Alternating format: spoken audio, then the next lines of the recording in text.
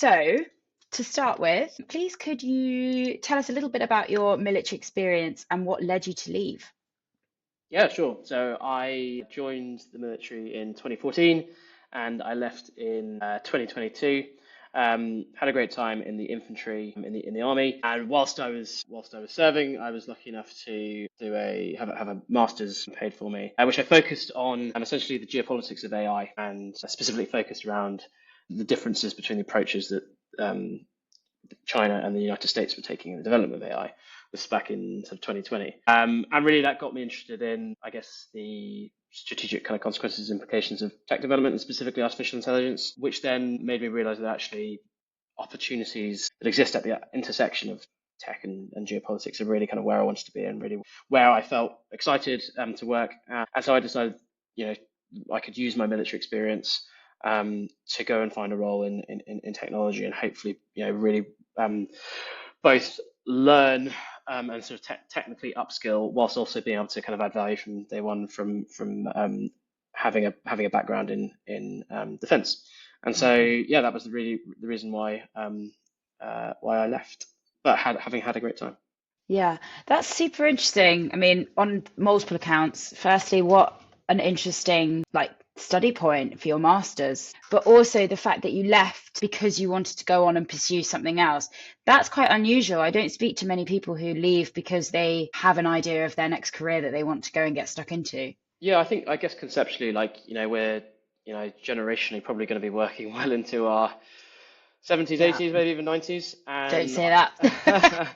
I view career as something that you build. It doesn't like traditionally, I guess people would typically be defined from an identity level as by being in the military, and certainly that was something that I was probably quite keen to resist because um, whilst there were like absolute benefits of having a military mindset, I've also been kind of very very aware that there is so much more out there to explore in the context of your career, and therefore yeah, really it was kind of excitement at what might be out there and what I might be able to build on from a experience, kind of profile, interest level that I'd kind of established in the army, and then kind of how leaving was an opportunity to really take that into my own hands and control it. And you probably only get a few opportunities, I think, to do that in your life in terms of have those like proper switches, or at least you might only have a few opportunities where you have the risk profile or the risk appetite to have those shifts. Yeah. Probably like leaving university, if you happen to have gone to university, being one of those. But yeah, I think leaving the forces is probably another one. Yeah, yeah, Could you just explain what the role that you've gone into is and what you do now? Yeah, sure. So I'm a product manager at an artificial intelligence company here in London called Adaga, and really, we build software for defense and national security sector customers in the industry. And my role of product manager, I guess, it's the basis of a lot of this discussion. It's a multifaceted role which requires me to both understand the requirements and interests and problems specifically of our customers, and then connect up what those problems are with our technical solutions. So with our technical members of staff to come up with solutions to those problems, whilst also at the same time maintaining a view on kind of what our business objectives are, what our communications kind of like marketing lines are. So it's multifaceted, and yeah, I guess that's kind of part of the detail that we're going to get into. And how, when you say you speak to your customers, how do you do that? What does that look like? So varied, and I guess it will depend on company to company as to kind of what your model is and how big you are. That's one of the main things to kind of mention about just management just generally is, it will, there's no one way of doing it, and there's no one, whilst there are those who are kind of, I guess, almost sort of evangelists for certain techniques. It'll be dependent on, yeah, what industry you're in. Do you have access to those customers? How big is your company? Have you scaled to the extent that you've actually got an entire customer success department that might be responsible for that? So for us, us as an organisation, being focused in a sector which actually it is, there will be reasons why perhaps access to customers is more difficult than others. Than a traditional kind of SaaS B2B kind of organisation. But it's also worth kind of highlighting and the difference between a customer and a user. We have a variety of products, but one of the products we build is for intelligence analysts, and the people actually using it on a day-to-day basis are intelligence analysts. They're not the people who manage procurement and budgets and the like. And so there is a nuance there that is perhaps not immediately obvious when you're maybe looking at the job market and seeking to kind of understand, well, do you want to be interfacing with customers? How that differentiates with users, especially in kind of building software. And it's certainly it's an obvious point, but it's a nuance that I guess I hadn't really appreciated previously. Yeah, and then what about on the technical side? How advanced does your kind of understanding of the product need to be when you're working with the people that are developing or building it? Yeah, so I think that if you ask a lot of, or you took a kind of poll of product managers, just generally, you probably find that there's a spectrum of technical experience and understanding that people have, and that will determine, I guess, the different type of product manager that you want to be, or you could be. My view is that you need to have a good grasp, at least theoretically, of the concepts, core software concepts, and Yeah. if you happen to be working in an industry applying artificial intelligence, machine learning, you're going to need to have a grasp of that in order that you can be the person who translates both from the customer to the technical team, and equally, so you can then transfer and translate back upwards, whether that be to your internal leadership or whether back to the customer, essentially explaining potentially complex problems either from a user scenario, i.e., intelligence analyst A has a particular issue, they really want to understand it, trying to tease out some of the I guess the pressure points and the problems. You're going to have a grasp of what's reasonably feasible from a technical perspective, and equally the other way, then taking the solution, the response, the way in which your team has sought to solve that problem, and then explaining it. And so you do need to be an effective communicator across a whole range of different stakeholders, and that requires a technical understanding. The analogy, I mean, go into this in a bit more detail if useful, but the analogy that I kind of make, especially into kind of military audiences, is that I find being a product manager akin to being a support weapons platoon commander or a support weapons NCO or whatever it might be. Like you're probably unlikely to be the person who is firing the javelin or the or the mortar gun line or whatever it might be. But you're going to have to know how to do it, at least the theory. You need to know how to sight the javelins. You need to know what their ranges are in order to have credibility to effectively deploy those capabilities. And I think the analogy stands up when thinking about how you interact with technical concepts and technical members of staff. I'm never going to write a line of code that enters production, or it'd be extremely unlikely, in the same way that it's extremely unlikely that if you're in charge of a platoon, you're going to be firing the javelin. Yeah. Not that it could have isn't completely out of the realms of possibility, but the point being, you need to be able to kind of operate in that language. Yeah. Yeah. Okay. And then maybe this is kind of backtracking slightly, but being able to operate within this language and having an understanding, how did you find your way into this role? Did you have to get that knowledge? So it's really interesting because when you look at like product job specs and the like, they'll often say you require experience in product, and therefore it's the kind of the classic, well, how do I get the experience if you need it in the first place? I guess my kind of like route into being a product manager was that I knew that I wanted to work in technology. That then required me to actually work out, okay, well, what it's fine, you say you want to work in tech, what does that actually mean? So I was then like, right, well, what three kind of core technologies that I think are going to have a significant role to play in the world in the next, I chose arbitrary, like 20 years. So it was artificial intelligence for me, it was quantum, and it was virtual reality. And I essentially just went out to my network, trying to get to the point of like speaking to contacts to then be like, right, you have an opportunity, or someone that works in one of those three, can I speak to them?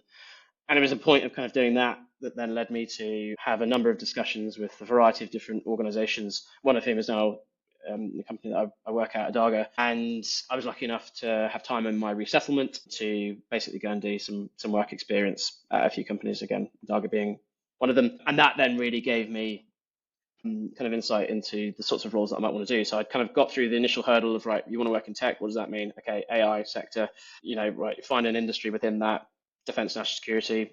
I was originally one of those people that was initially going to go for something completely different. I didn't want to be working initially in defense tech, but actually what became clear to me was if I do want to work in tech and I don't have the background, then I'm going to have to add something straight away. And so that for me was it for a credibility thing as much as anything else. And then once I was in the work experience, I was then had an opportunity to actually sit with different departments within the business and work out what was the right one for me. And I was clear that because it was defense tech, I definitely didn't want to be a salesperson who just left in the army one day and was back the next day kind of selling back into them. That wasn't for me. I can understand why for some it is. I wasn't technical enough to be a developer. Didn't want to go into marketing communications. Actually, product was the thing that really grasped me. It seemed multifaceted. The carry forward kind of like transferable skills were actually really quite significant. And therefore I had an inroad, I had an interest. I could talk about actually where my practical experience kind of did matter and count, and that was I'm fortunate enough that was kind of enough to be able to convince the companies to take a risk on me, or seemingly a risk. So yeah, it was essentially through good fortune, but you create your own luck. Yeah. Yeah, definitely.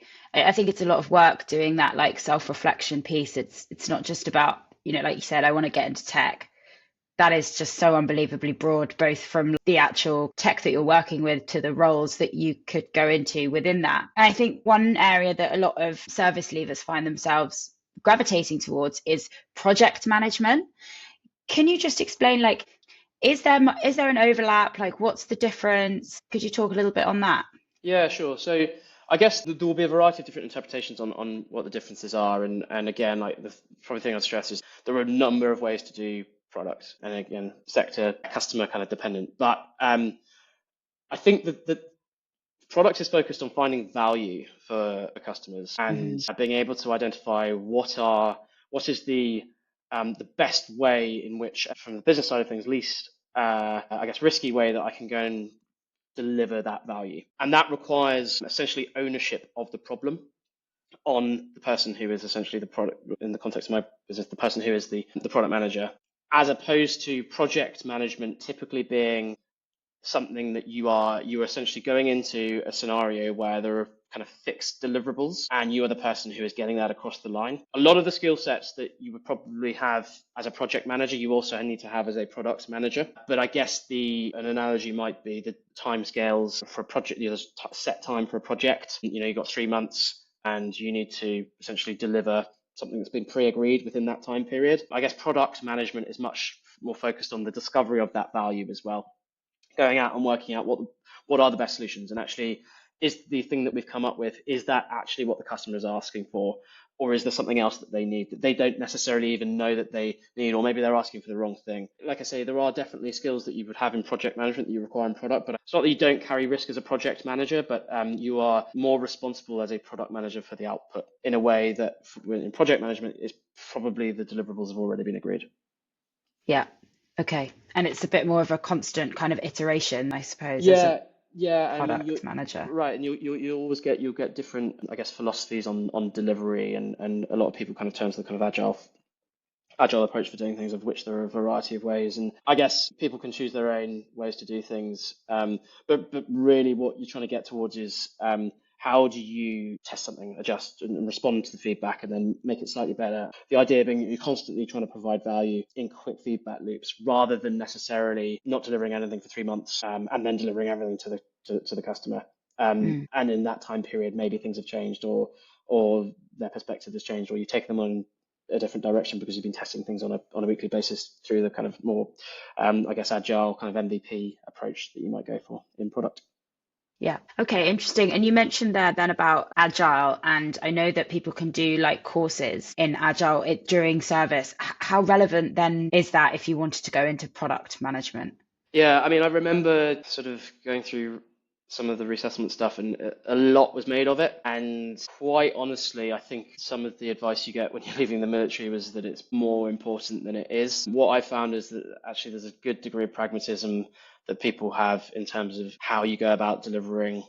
And yeah, so some of the core concepts will kind of always be there, but the advice I'd probably give to people is don't obsess too much about a particular qualification. If you want to get into product management, having an understanding of what Scrum is kind of matters. If you want to have a certificate, but that's not going to be the thing that gets you over the line in your CV.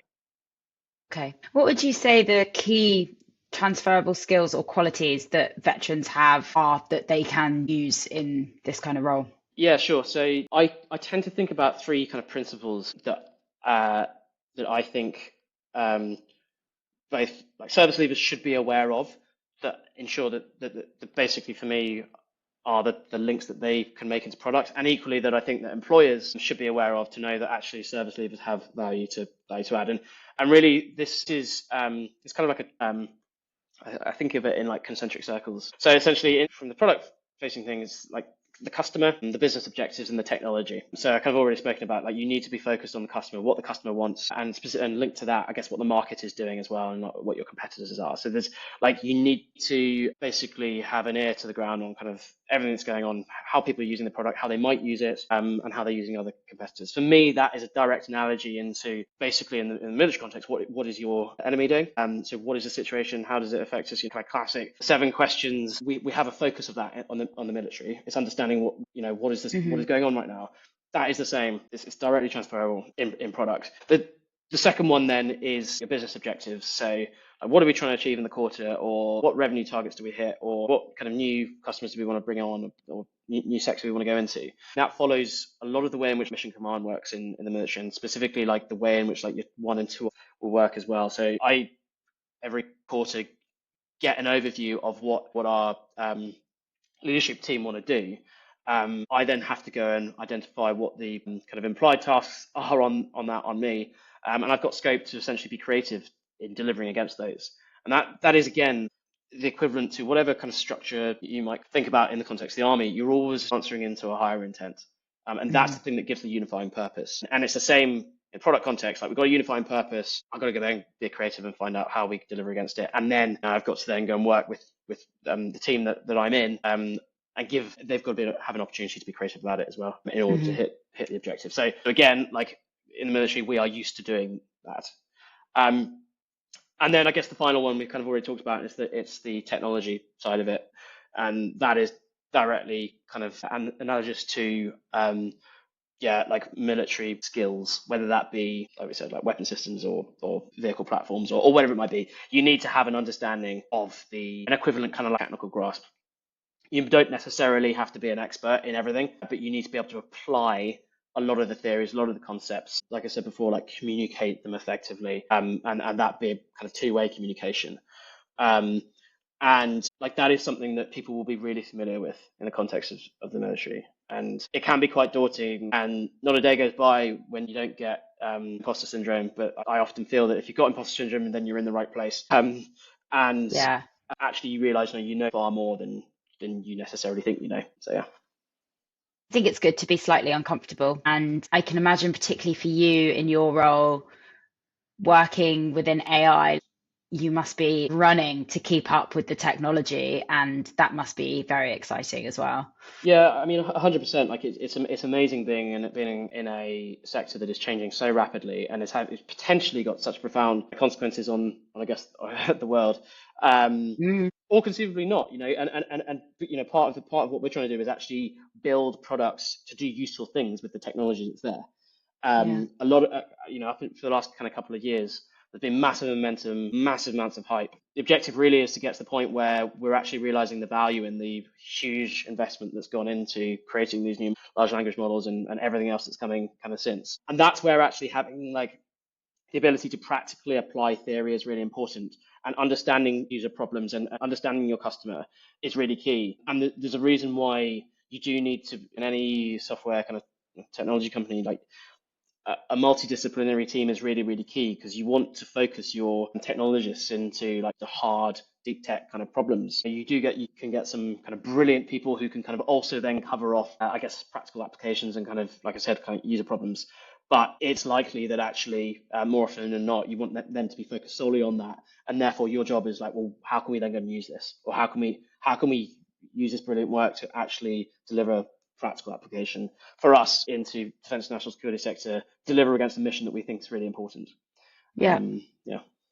Yeah. And are there multiple product managers within your team, or is it just you, or does that depend entirely on the size of the organization? Yeah, it will depend on the size of the organization. It will depend on the different types of structure that you want to go for. Hmm. How many products, like are you a kind of multi-product company or not? Yeah. But people will hear some roles being advertised like technical product manager, which tends to be, as it says, kind of a more technical kind of focus on, I guess more providing an insight into the value amongst deeply technical tickets that your engineers are working on, but having I guess a broader view rather than actually delivering and writing the code per se. You'll then get some product roles focus more on user engagement or user experience, Hmm. and you'll kind of get everything in between.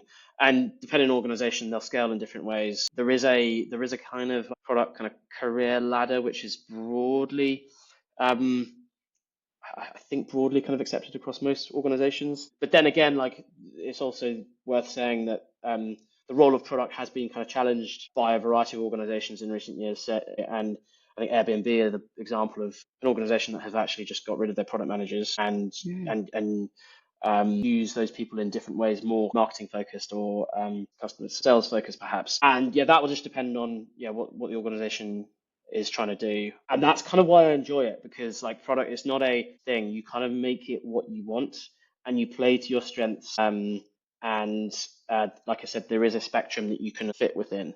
And if you're crafty about it, you can essentially identify, well, where do your strengths align with what the business requires of you? And what it allows you to do is be fairly strategic in your day to day, whilst also having a grasp of the detail. And that's again kind of why I enjoy it. And that again is probably an analogy I'd make to certain roles within the military. You can be on the ground, so to speak, whilst also having a picture to kind of what's going on more broadly as well. Yeah. What kind of size is Adaga? What drew you to that company? So we are about 100 people, and I basically wanted to be working for a mission-driven organization. And I actually feel now that building software in a defense tech company, I feel like actually my contribution to defense and national security is potentially greater than it might have been should I have stayed in the military and just kind of continued up through a fairly traditional kind of career path. And that may well that that's something that um, it's interesting. We talked about kind of why I left at the first place. The sense of kind of the necessity to have a mission hasn't changed. It's just like finding other ways to do it and thinking about um, security, national security in particular, in a more holistic sense. So Mm. that's kind of why I was driven. And it's this kind of by sitting at this intersection between technology and geopolitics. For me, it was like this is actually a vision of what future sovereign capability in particular needs to look like. Mm. And it was so therefore I was really excited to to be involved. Yeah, I think we hear from a lot of people who leave the military, like that mission focused and that purpose driven way of working is something that's incredibly important to them. Like we find a lot of veterans want to find jobs that they can see the impact of what they're doing. I think that's really important.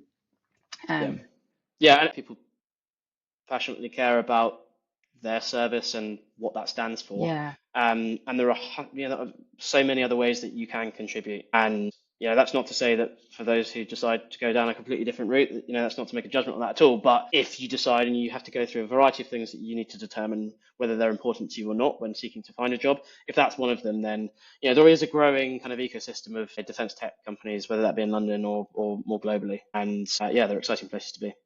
Yeah. Okay. So I think we've dug into what you could expect from the role and your experience of it. If we think then to if someone is currently in the military and they are thinking of following a similar path to you, I know you talked us through what you did, but what would you say are the key steps that someone would need to take to start on this journey? Yeah. So For all the chat about like getting qualifications and things to throw on your CV, which I understand, I think it's actually really important to basically be able to have a compelling narrative when you manage to speak to someone. Hmm. And if it's a product role that you're going for, you need to be able to demonstrate why you're actually passionate about that. And that requires you to have a practical story that you can tell. And actually, one of the really good ways of being able to kind of get that balance between the kind of trio that I talked about in terms of technology, the business objectives, and the customer is like go and try your own thing. Just try and develop a small little app or business idea or whatnot. As the sole kind of quasi employee, to be able to like talk people through. Well, I've already thought about a lot of these principles, and by the way, this is this cool little thing I designed. Or conversely, if you're still in the military and you're thinking about future kind of product roles, then what can you do in your day-to-day job that is again a good example of that? I spoke to someone who had um, they developed a better way of their like SharePoint site running, which was like an optimization that like it was really crafty and really clever. Mm. And like if that person came to us and was like, yeah, I've been in the military, I haven't worked on product, but here's what I did while I was there, I'd be like, straight away, let's chat. And then if not that, then equally, even to just get across the line with people for a discussion, it's recognizing the analogy that I made between those three things and actually the equivalents in the military. So, right, well, I haven't actually had to run a cross-functional team of designers and data scientists and developers, but I have run a platoon or a troop or a or whatever. And there are a variety of different skill sets in there. Equally, like, we had to focus on our objectives that we were given. And, by the way, we were also thinking about what the enemy forces were doing at all time. We had to have a decent intelligence picture of what was going on. Like there is a narrative that you can craft there, which I think employers, as long as they're led along the way as well, and they can kind of get over the conceptual hurdle, should be aligned to and attuned to, and that's enough to get you a discussion. It should be anyway. There will then be a point at which there'll be always kind of organizational dynamics which you're just not familiar with in from going from kind of public sector to private sector. But actually, humans are humans, and we're all pretty similar. Yeah, it's worth always having that back in your mind. In terms of like more practical things, like there are books. There's a couple of books that I would recommend. There's loads of books I wouldn't recommend. But typically, and even if you don't necessarily, having read them, decide that that's the route that you want to go down for product, because like I said, it's kind of down to you. There's a lot for you to kind of shape based on what your strengths and weaknesses are. A lot of the stuff that Marty Kagan writes, he's got a book called Inspired. That tends to form a lot of the basis for how people have traditionally thought about, or at least in the last kind of 10 or so years, thought about product management in particular. And then there's another book called The Lean Startup, which focuses a lot on like conceptually what is an MVP, and really forces you to think about value. And so those are really just kind of, I guess, good like building blocks.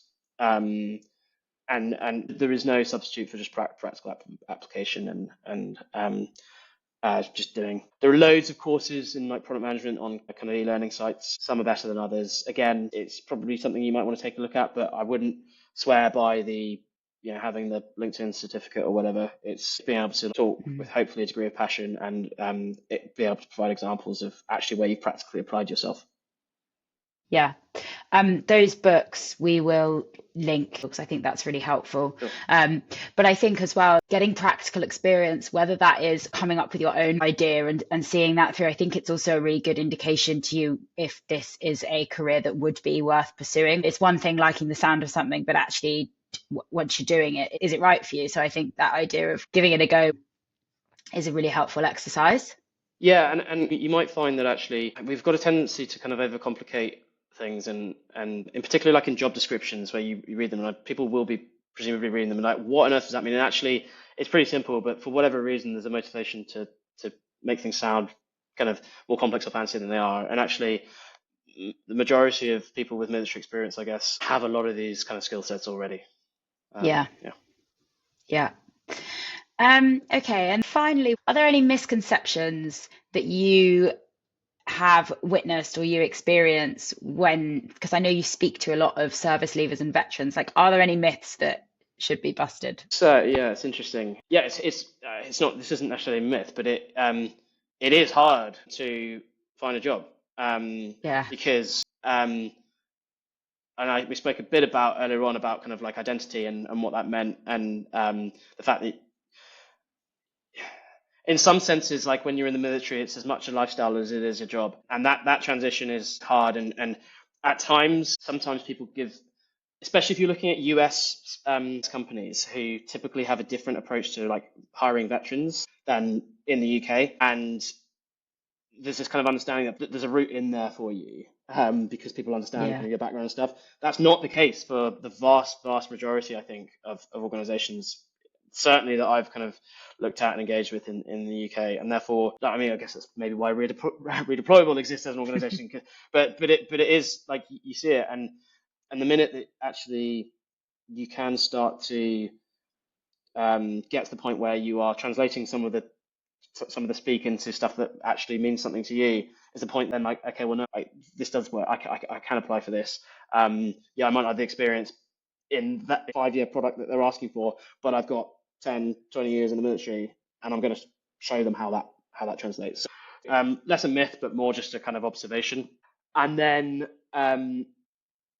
the other one then is just this particular British ex-British military. I've seen we're all just really bad about talking about salary, and um, people would expect if you're going for a job, people expect you to talk about salary, and you shouldn't be bashful about it. So there are various ways to go about that, and I'm sure you guys have done sessions on that, but that's something you have to be confident in. The final thing is, I genuinely believe this, and this is not to sound disparaging or anything. The only person that actually cares about your career is yourself, and therefore you have to back yourself, and you have to hustle. You know, don't expect others to necessarily go out of the way. Like it's on you. So yeah. Yeah. Yeah, I think that's good advice. Just quickly on the salary piece, how did you go about finding out what a reasonable salary to ask for in your role? Yeah, so I basically spoke to people across a range of different companies who were doing products, and then I basically made a pitch for the experience that I had, which wasn't strictly speaking within product, like we were saying, but it was in the military, and I managed to demonstrate how it applied. Yeah. Um, I think that it's worth like the whole range of ways in which that it will be calibrated, depending on location, depending on the size of the company, depending on like other options, whether it not just be salary but bonuses or equity or whatever it might be. But ultimately, it's a question of understanding what your lifestyle is like, what your responsibilities are. Like that's obvious, right? Um, Yeah. but then being in a position to negotiate, and it certainly didn't come naturally to me, but I had to learn. Yeah.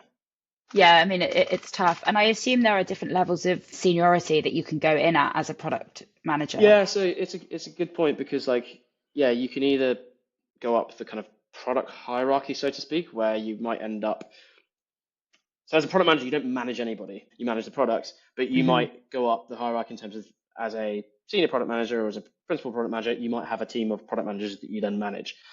Different skill sets, personnel management that you required. Equally, you might decide, and certainly it's a lot of the big US tech companies, you have individual contributors who just actually end up focusing on being just really, really good at product management. They don't have managerial responsibilities for other members of staff at all. You then might have a scenario where actually you do product management for a few years, and then that is a good launch pad into another part of the business, whether that be going into business development, kind of down the sales route, or into marketing, or wherever, into the sort of C-suite. It's interesting. Quite a few of the CEOs around the major tech companies today have been product managers in the past, which is interesting. And that maybe is because you get significant exposure to a whole range of different business functions, which then gives you an understanding of the various dynamics going on inside a business. And so, yeah, you're constantly kind of, you can then get insight into the sorts of areas that you might want to go as your career progresses. Yeah. Okay. Yeah, that's really helpful. Thank you so much for your time. This has No been worries. brilliant. Really, really, really useful. I think we've covered a lot of ground. So thank you so much. Is there anything that you would want to add just to finish? I guess I'd say, I mean, I made this point, just back yourself. Don't, if you feel like you've got imposter syndrome, you're in the right place. Like your military experience is, um, It's something that you can decide how much you want it to define you. It can either be the thing that you go in with, or it can be actually, that was part of my life, but actually this is me now. And that's a very personal choice. Hmm. Um, but yeah, be proud of it. Yeah, good advice. All right, thank you so much. No worries.